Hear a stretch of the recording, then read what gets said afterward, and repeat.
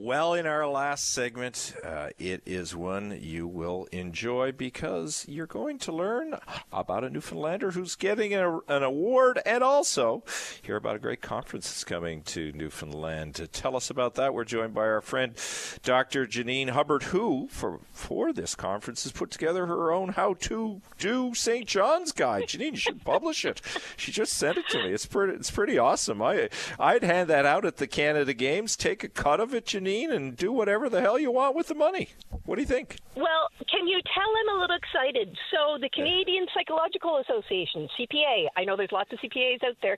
This one is the Psychological Association, is having its national convention in 2 weeks' time. And it hasn't been here since 2004. So I have been campaigning and hoping and trying to get it back. And so, yeah, maybe I'm a little excited. It's going to be roughly 1,300 psychologists and students hanging out down at the convention center for a couple of days. Now, we got to know, Janine, other than your guide, which I now have, when psychologists go wild, what do? Do they break out the Freud, the Jung? I mean, what happens? Is it meditation? Is it medieval? I mean, tell us what the party's going to be like, first of all. Oh, I was going to say, no, not to worry. We definitely have, the lounges scoped out and the George Street and the icebergs, and a lot of people are tagging on holidays, which is why I'm giving recommendations. No, we're a pretty fun group, I have to say. Well, I know you will be mindful. I had to get that one in there. We know mindfulness will be front and center, but teasing aside about it, and you're always a good sport around all of that, for the association, before we get to talking about the wonderful award you'll be giving to a Newfoundlander and Labradorian, what are some of the key issues that are going to be discussed in Newfoundland and Labrador? Well, it's really interesting.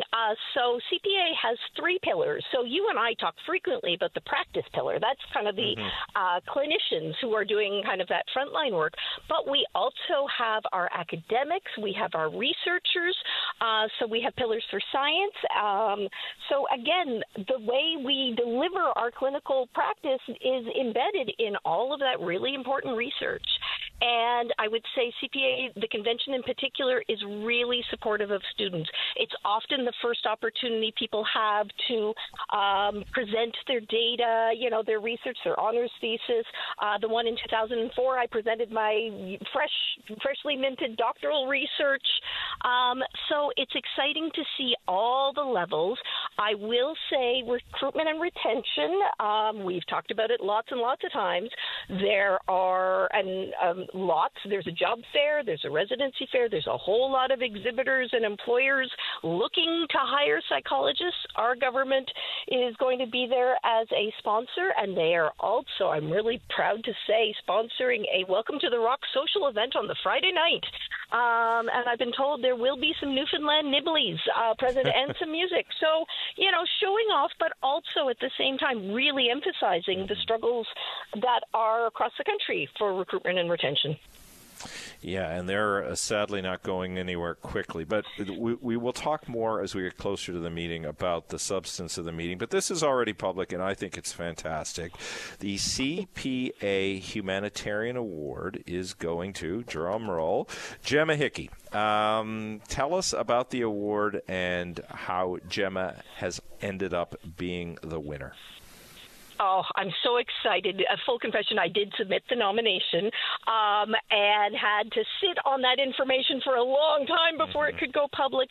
I can't think of anyone more deserving. We do award a number of awards for different facets in psychology, different areas of expertise and contributions, but humanitarian is the one that can go to a non-psychologist. It could be an organization, could be an individual, and to me, Gemma both represents a number of the policy position papers that CPA has produced over the years, And very much like, again, early days, speaking out against conversion therapy. CPA also produced something along those lines. Gender equality, marriage equality, those have been some of the position papers. But at the same time, I'm hoping we're going to be able to learn from Gemma because while we've made advancements, keep in mind, we still had homosexuality in the DSM until the late 80s. Conversion therapy continues to rear its ugly head, hopefully, well, not by psychologists these days, but it certainly was in the past. So being able to help us say, okay, yeah, we're making some good strides, but where do we need to go next? I can't think of a better person to communicate that, and also to be able to communicate, their appreciation, as I've sort of said, this is not for their glorification. It's sending a message that to, all the kids who are out there that, hey, you know what? Look, psychology supports this. We are backing you up. We've got your back. These are the types of values that we appreciate and we want to award. And the fact that we can do that in our hometown, I think is going to be a really, really special moment. And just let me quickly read Gemma's public acknowledgments of the award thus far. Oh, thank you. Yeah. They wrote, in a world that prizes conformity, choosing to be yourself is a revolutionary act. I've walked the path of quiet surrender and learned it leads nowhere. To be affirmed by leading minds across the country devoted to care and science is more than a message. It's a rallying cry. This is not my victory alone. It's the triumph for everyone who dares to speak with truth. Together we are the change we want to see in the world. Well said, Gemma. Well done, Janine. I am putting out bolos now, the police alerts, to let people know, June 12th to 14th, watch out for those wild psychologists. They'll be following Janine's guide. Only good things can come of that. Teasing aside, Janine, great to have you. We'll talk more about this as we get closer to the meeting. Thank you for being with us today. Really looking forward to it, and thank you for helping to acknowledge Gemma and their amazing contributions. And like I say, we're really proud to be able to provide the award. Well, it's a wonderful honor for a well-deserving person nominated by an equally fine person. That is our friend Dr.